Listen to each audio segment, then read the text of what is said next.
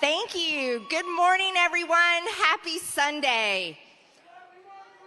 Thank you. I love you too. Thank you.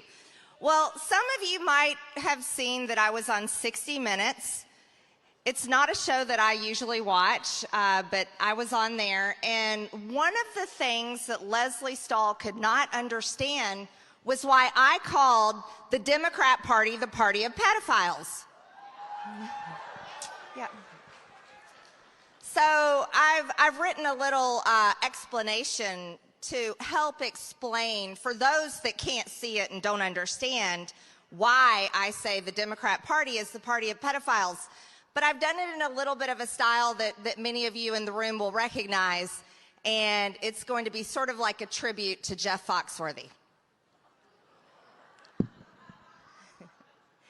You might be a pedophile if you buy your kids tuck-friendly bathing suits from Target. You might be a pedophile if your son lists you as Pedo Peter in his contact list on his cell phone.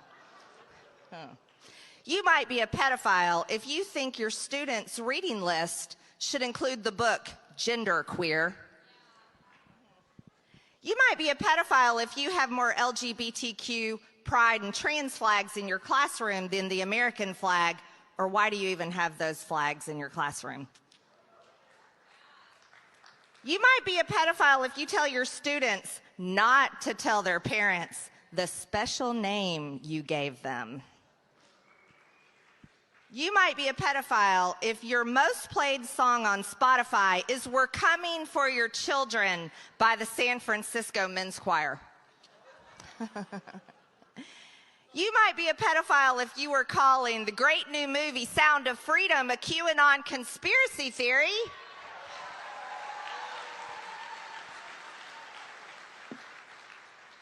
You might be a pedophile if you're a doctor that specializes in pediatric gender-affirming care. You might be a pedophile if you are a social media company that allows child trafficking on your platform. Looking at you, Zuck. You might be a pedophile if you flew on Jeffrey Epstein's plane and you were on the flight log like 26 times. Mr. Clinton. You might be a pedophile if you make children's cartoons and movies that feature non-binary characters to make impressionable young children question if they are a boy or a girl. You might be a pedophile if you're a Hollywood celebrity and all your children under 10 years old are trans. You might be a pedophile if you send a death threat to libs of TikTok. You might be a pedophile if your daughter wrote in her diary about inappropriate showers you took with her as a child while she was in drug rehab center and you were running for president hiding in the basement.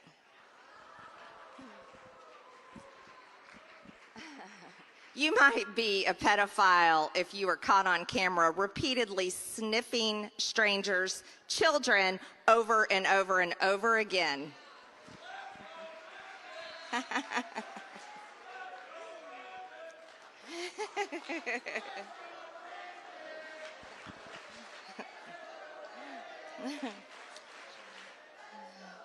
All right, you might be a pedophile if you cast your vote for the party that openly supports the genital mutilation, the sexualization, the grooming, and the targeting of our children, because that's what the Democrat Party supports. So what are we going to do about that, ladies and gentlemen? Well, I want to tell you, I have a bill called the Protect Children's Innocence Act.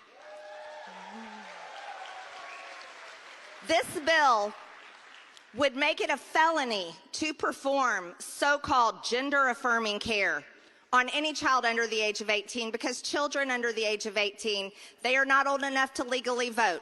They are not old enough to legally join the military. They are not old enough to legally buy alcohol. They're not old enough to legally buy nicotine.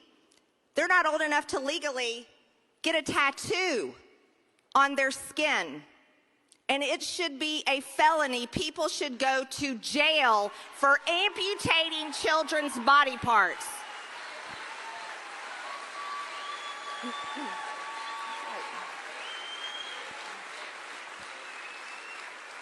I'm going to need your help. Here's how you can help. Let me explain it to you. I've got good news. I've got really good news. I don't just have a bill introduced. I have a lot of co-sponsors with my Republican colleagues in Congress. And there's going to be a hearing coming up, and we'll be announcing that date very soon.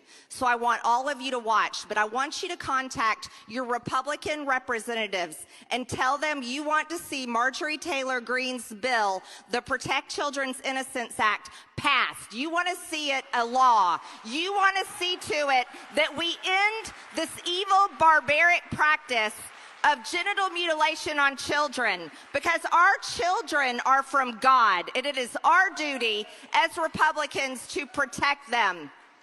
And we should never allow this to happen in our country.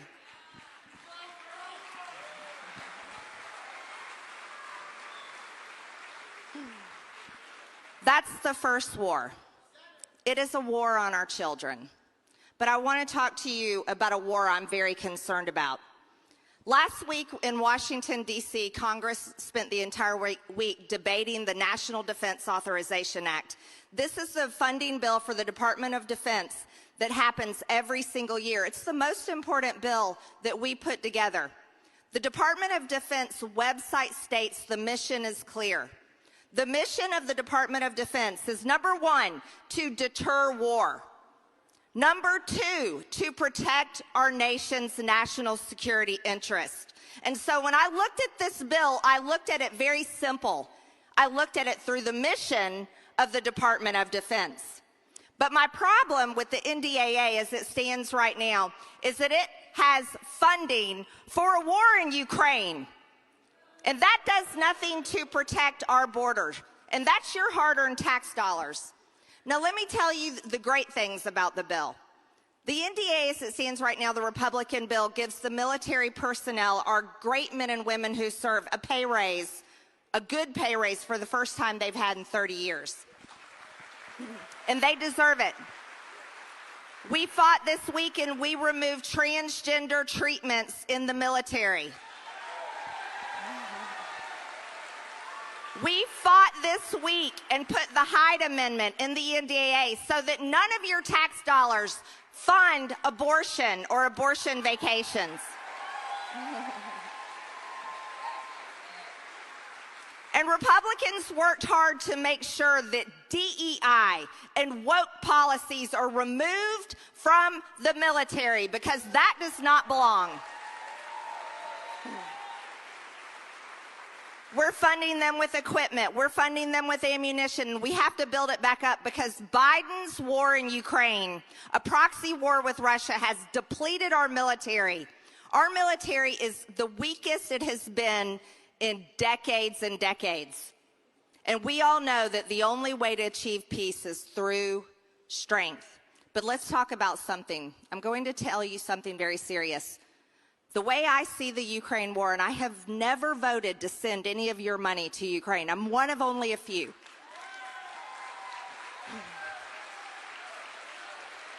But the Ukraine war, where it is going right now, it is exactly the way the Vietnam War started. And many of you in this room recognize it. So I want to walk you through some things. Lyndon B. Johnson is very similar to Joe Biden. How are they the same? They're both Democrat socialists. Lyndon B. Johnson was the majority leader in the Senate. Does that sound familiar? He was vice president to Kennedy. Joe was vice president to Obama. He was appointed as the president after JFK was assassinated. Then he was elected. His big socialist programs were the Great Society. The Great Society were big government programs to address education, medical care, urban problems, rural poverty, transportation, Medicare, Medicaid, food stamps, and welfare, the Office of Economic Opportunity, and big labor and labor unions. Now, LBJ had the Great Society, but Joe Biden had Build Back Better, and he still is working on it. The largest public investment in social infrastructure and environmental programs that is actually finishing what FDR started, that LBJ expanded on, and Joe Biden is attempting to complete. Socialism. Meanwhile, we are now $32 trillion in debt. With record high homelessness, 40-year record inflation, we're losing the U.S. dollar as the #1 world currency. We're losing our freedoms. Our government is one big, fat, bloated machine. And it's killing the American dream. Our jobs are sent overseas, and America's manufacturing only is looming over small-town America like a graveyard of the American dream. And now we find ourselves on the verge of another pointless foreign war. Why? Why is this happening? I'll tell you why. Establishment Washington has a sick addiction. They have a bloodlust for war. And it makes me, it's horrid. It's horrid. So let's compare Ukraine and Vietnam, shall we? Before the Ukraine war, Joe Biden said, we will not get involved. He said, Ukraine is not a NATO ally of ours. He said, the United States will stay neutral. Then, let me tell you what he did. Then Congress and Joe Biden, and I'm not in this group, just so you know, sent $113 billion of your dollars to Ukraine. Not only that, they fund the Ukraine government at $1 billion a month. That's not the $113 billion. $1 billion a month, that pays for the Ukrainian government. That pays their salaries. It keeps the lights on.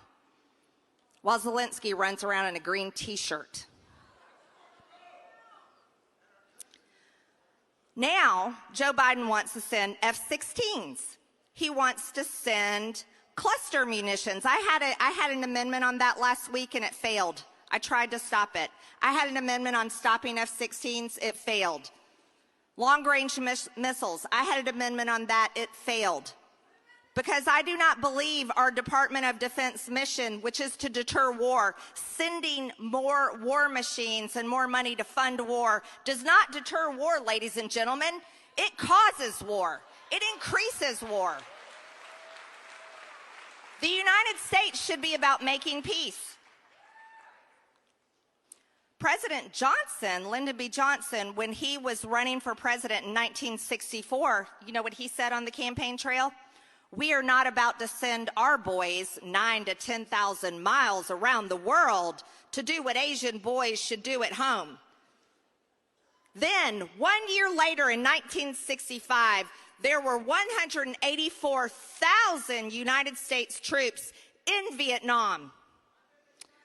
And by 1968, the United States had 548,000 U.S. troops in Vietnam, and 30,000 of our military troops were already dead.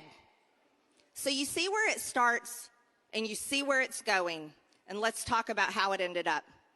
I think history is so important to know, because it always repeats itself. But it doesn't have to when we pay attention and we learn our lessons. The United States draft, the draft, where my father was drafted, by the way, God bless him. He served in the Navy as a combat veteran in the Vietnam War. Thank you. And thank you to any veteran that's here today. There were nearly 2 million of our young men drafted to serve in Vietnam, not our country. That was not one of the states of the United States of America. The draft sent them over, and by the time Vietnam War was finished, Nearly 59,000 United States sons were dead or missing. Is that going to be the future for our country, for our sons, our daughters? Is that going to be the future? Because that is where Washington is taking us right now in Ukraine. I will not have it. I will not have it.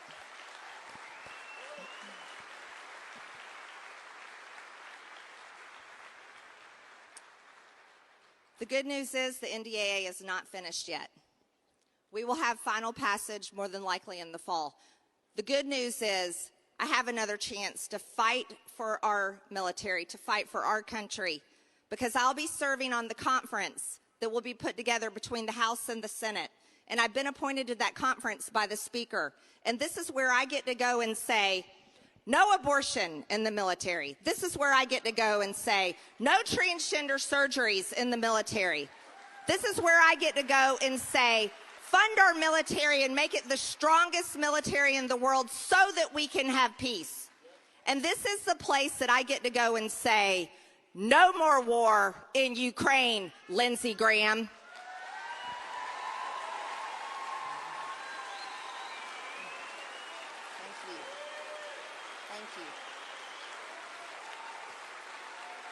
And this is an important message. I'll wrap it up with this. I'll tell you why this is an important message. Our future for the United States of America should be turning our Department of Defense's attention back to its mission statement: deter war and protect our national security interests. That is our border. And the biggest threat to our border and to United States Americans today is the cartels in Mexico, who is responsible for killing 300 Americans every single day that Joe Biden doesn't give a damn about. I urge you with this: pay attention to war. Pay attention to war. There's two wars: on our children and a future coming world war. And we do not want any part of it. Blessed are the peacemakers, for they will be called the children of God. God bless you, everyone. God bless you.